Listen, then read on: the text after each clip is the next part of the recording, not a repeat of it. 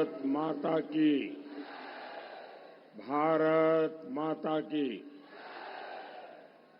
तीर्थराज प्रयाग की इस पावन धरती पर यहां के सब परिवारजनों के हमार प्रणाम।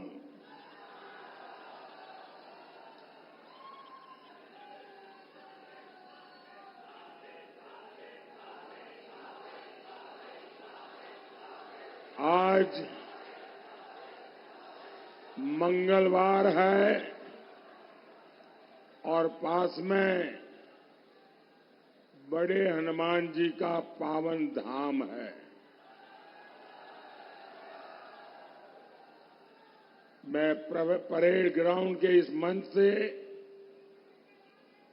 प्रयाग के आराध्य और त्रिवेणी को प्रणाम करता हूं। साथियों, प्रयाग तपोभूमि है। ये कुंभ की भव्यता की धरती है। यहां कटरा के कचौड़ी भी है और समोसे का स्वाद भी है। यहां इलाहाबाद यूनिवर्सिटी भी है और गुरु भारद्वाज के आश्रम भी है। यहां लेटे हनुमान जी भी है और माता आलोपी भी है। और इसलिए तीर्थराज प्रयाग का आशीर्वाद मतलब पूरे ब्रह्मांड का आशीर्वाद।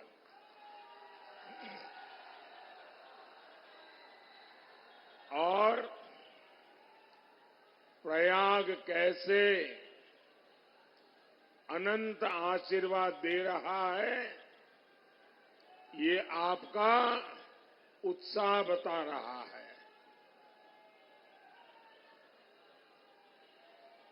साथियों, 24 का ये चुनाव तय करेगा भारत के भविष्य की त्रिवेणी किधर बहेगी।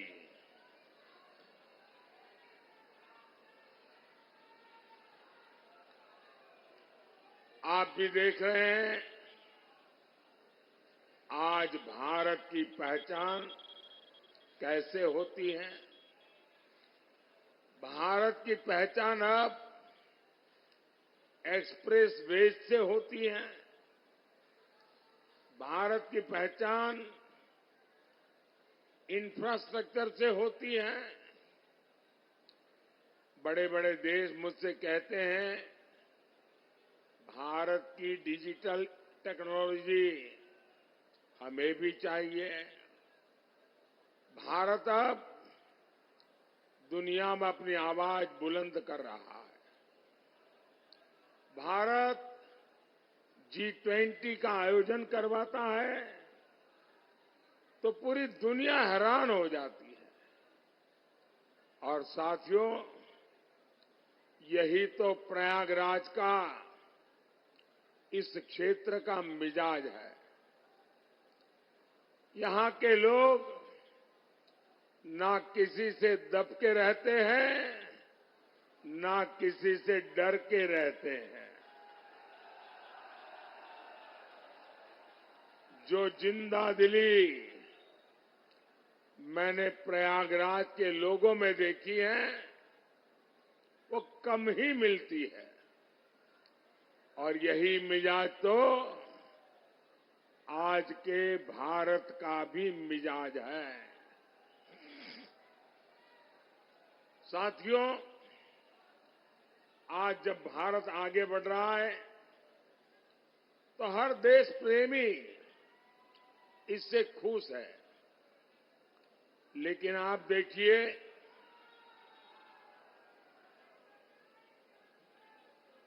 सपा, कांग्रेस और इंडी गठबंधन वालों को भारत का गौरव गान हजम नहीं होता। और ये करते क्या है? कांग्रेस के शहजादे भारत को गाली देने के लिए विदेश जाते हैं। ये इंडी गठबंधन वाले चुनाव भी किस एजेंडा पर लड़ रहे हैं? इनका एजेंडा है कश्मीर में आर्टिकल 370 फिर से लाएंगे। इनका एजेंडा है सीएए को रद्द करेंगे। इनका एजेंडा है भ्रष्टाचार पर जो कड़े कानून बने हैं उन्हें रद्द करेंगे। क्या ये सब करने के लिए आप कभी भी ये इंडी अलायंस वालों को, सपा कांग्रेस वालों को एक भी वोट देंगे क्या? देंगे क्या? क्या देश को दिशा देने वाली प्रयागराज की धरती को इन लोगों की हरकत मंजूर होगी क्या? साथियों, इंडी गठबंधन वालों का, सपा कांग्रेस वालों का सुशासन से और हमारी आस्था से 36 का रिश्ता है। भारत का कोना कोना इस बात की गवाही देता है कि इंडी गठबंधन वालों से विकास नहीं हो सकता। आप यहां प्रयागराज में होने वाले कुंभ का ही उदाहरण देखिए। सपा कांग्रेस के समय क्या होता था? भीड़ में भगदड़ मच जाती थी। लोगों को अपनी जान गंवानी पड़ती थी। हर तरफ अव्यवस्था होती थी। जानते हैं क्यों? क्योंकि उन्हें कुंभ से ज्यादा अपने वोट बैंक की चिंता रही है। अगर कुंभ के लिए ज्यादा कुछ करते दिख गए तो कहीं उनका वोट बैंक बुरा न मान जाए। इन लोगों को वोट बैंक का इतना डर सताता था।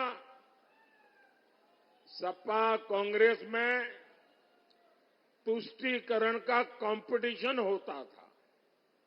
आप मुझे बताइए, राम मंदिर का बहिष्कार करने वाले लोग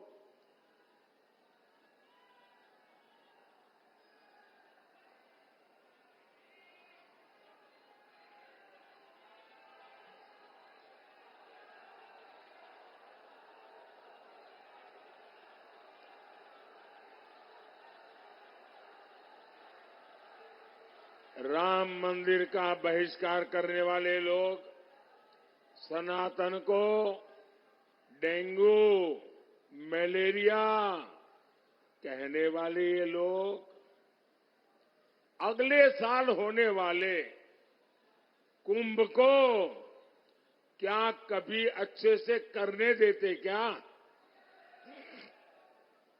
साथियों, मोदी का मंत्र है विकास भी विरासत भी। अभी अयोध्या में भव्य राम मंदिर बना है। अब निषाद राज के श्रृंगवेरपुर का विकास भी किया जाएगा।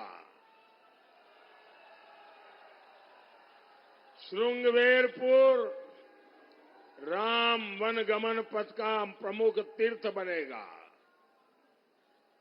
क्या सपा कांग्रेस वाले कभी भी ये काम करेंगे क्या? सपा कांग्रेस के शहजादों को अपने परिवार के आगे कुछ भी दिखता नहीं है।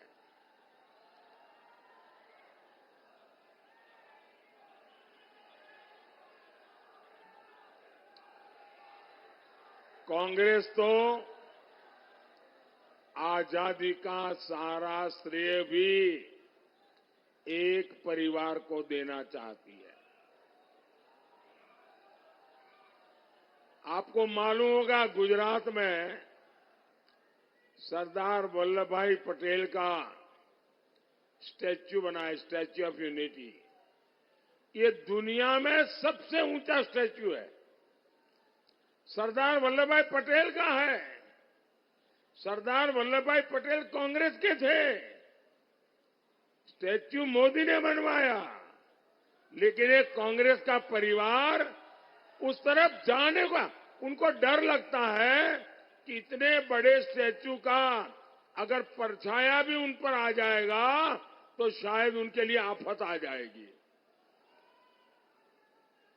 साथियों, सपा और कांग्रेस का चरित्र ही विकास विरोधी है।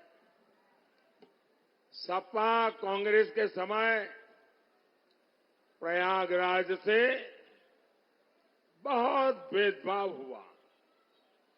आपको याद है ना, कैसे बिजली के लिए यहां के लोगों को तरसा कर रखा जाता था। हर दुकान के बाहर जनरेटर का शोर और धुआं रहता था। आज हमारे योगी जी, हमारे केशव प्रसाद मौर्य जी, हमारी भाजपा सरकार में तो हर जिले को बराबर और भरपूर बिजली मिल रही है। 2017 से पहले हमारे किसान भाई बहन रात रात भर जगकर खेत में सिंचाई करते थे। आज किसानों को भी आसानी से बिजली मिल रही है। साथियों, आज हमारा प्रयास विकास की नई ऊंचाइयों को छू रहा है। Prayagraj, Raebareli, Lucknow 4 lane highway, Ganga expressway, Haldia से प्रयागराज तक वाटरवे, अमृत स्टेशन और वंदे भारत ट्रेनें, हर क्रॉसिंग पर ओवरब्रिज और अंडरपास, गंगा जी पर iconic cable bridge, Bamroli airport का कायाकल्प, पहले जो कल्पना नहीं होती थी आज वो साकार हो रहा है। साथियों, यूपी के ऐसे बहुत फर्स्ट टाइम वोटर हैं जिन्हें पता ही नहीं होगा परिवारवादी पार्टी के दिनों में क्या होता था, कैसे हमारी बहन बेटियों का घर से बाहर निकलना मुश्किल होता था। उद्योग धंधे सब चौपट पड़े थे। किसी भी व्यापारी को वसूली और फिरौती का फरमान आ जाता था।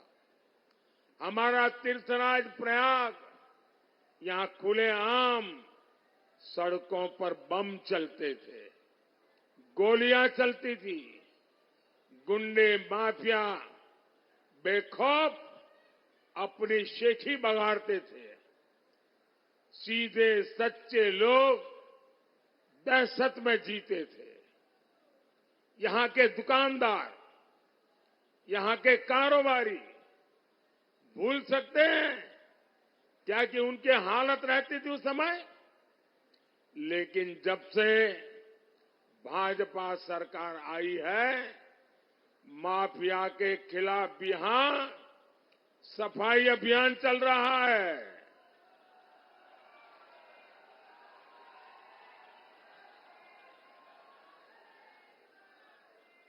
सपा सरकार में माफिया गरीबों की जमीनों पर कब्जा करता था। अब उसके अवैध महल तोड़कर भाजपा सरकार वहां गरीबों के लिए घर बनवा रही है। साथियों, प्रयागराज शिक्षा का इतना बड़ा केंद्र है। यहां के युवा कभी भूल नहीं सकते सपा सरकार कैसे आपके सपनों का सौदा करती थी। मेहनत आपकी, योग्यता आपकी, लेकिन नौकरी किसी और को मिलती थी। नौकरी दी जाती थी जाति देख करके, नौकरी मिलती थी घुस देने वालों को। यूपी पीएससी को इन लोगों ने परिवार सर्विस कमीशन बना दिया था।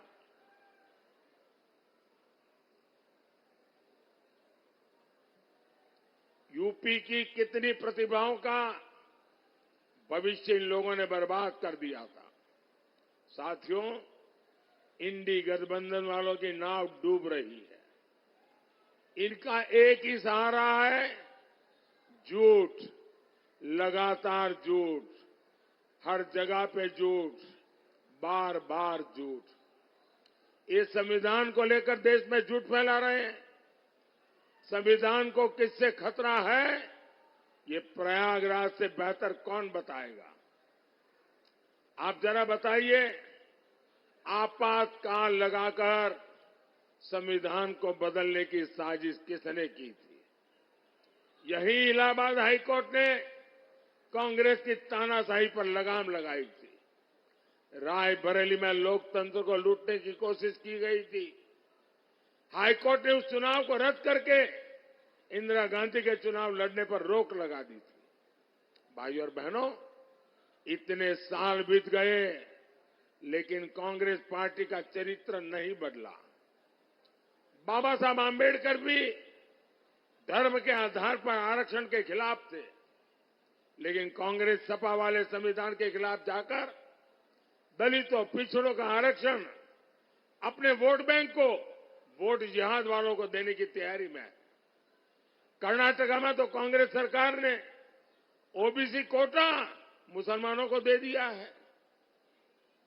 अब यही काम ये देश भर में करना चाहते हैं, लेकिन मोदी आज प्रयागराज की धरती पर गारंटी देवे आवा है।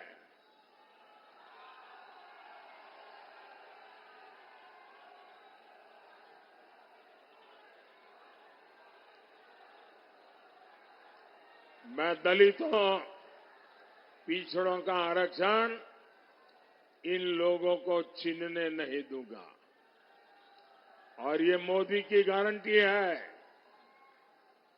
साथियों, मोदी आगे भी आपकी सेवा करता रहे, इसके लिए एक सशक्त सरकार चाहिए। प्रयागराज से भाई नीरज त्रिपाठी जी और फूलपुर से भाई प्रवीण पटेल जी, आप इन्हें जो वोट देंगे वो मोदी को मजबूत करेगा। आप बताओ, 4 जून के इनका जिताए के भेजो ना। हमें जोर से बोलो, दोनों सीट पर कमल खिली ना। अच्छा, मेरा एक काम करेंगे, जरा हाथ ऊपर करके बताइए, करेंगे? घर घर जाइए और जाकर के सबको बताइए कि मोदी जी आए थे और मोदी जी ने परिवार के सबको श्री राम कहा है। बोलिए भारत माता की, भारत माता की। बहुत बहुत धन्यवाद।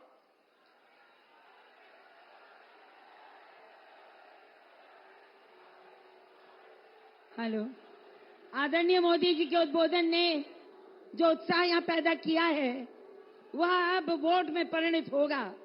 मोदी जी, आपकी गारंटी हमारे लिए 24 कैरेट सोने से भी खरी है और हम आपको आश्वस्त करते हैं कि हम प्रयागवासी आपकी गारंटी पर यह गारंटी देते हैं कि दोनों सीट 51 फूलपुर और 52 इलाहाबाद हम प्रचंड बहुमत से जिताकर कमल का फूल खिलाकर आपके पास भेजेंगे। धन्यवाद।